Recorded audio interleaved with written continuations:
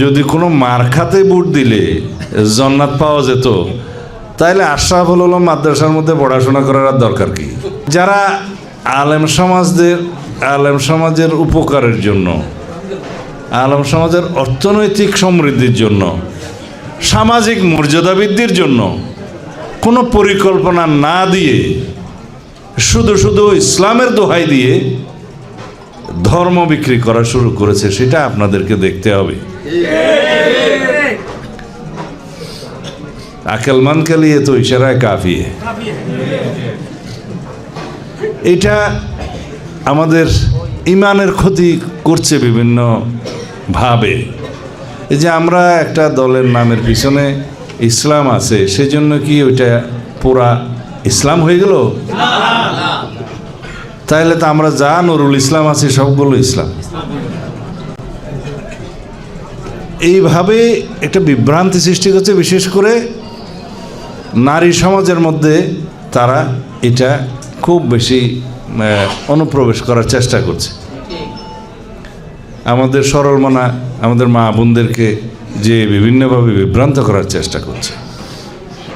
যদি কোনো মার্কাতে ভোট দিলে জান্নাত পাওয়া যেত, তাহলে আশরাফুল উলুম মাদ্রাসার মধ্যে পড়াশোনা করার আর দরকার কি? কোনো রকম একটা মার্কা বরাবর ভোট দিলে তো হইতো।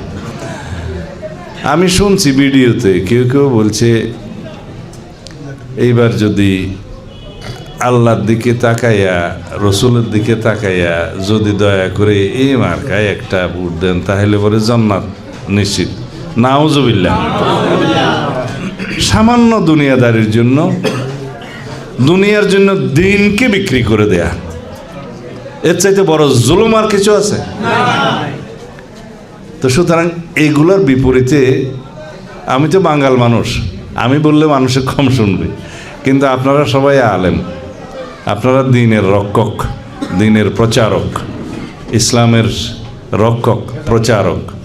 আপনারা এই কথাগুলো দয়া করে সর্বত্র বলবেন।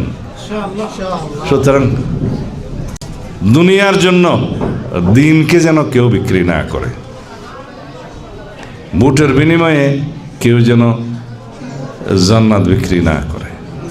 এই বিষয়টা আপনারা ইমানি দায়িত্ব হিসেবে পালন করবেন। দরকার আছে এই জন্য যে টুপি মাথায় দিয়ে দাড়ি রেখে ইসলামের ক্ষতি করা খুবই সহজ। একজন অন্য ধর্মের লোক বা আমরা যাকে জানি ইসলামের বিপক্ষের লোক, তারা কি বলতে পারে সেটা মানুষ বোঝে। কিন্তু যদি দাড়ি টুপি দিয়ে ধর্মের দোহাই দিয়ে কথা বলে, তখন বিভ্রান্তি করা খুব সহজ হয়। এই কাজটাই তারা করছে। নাউজুবিল্লাহ।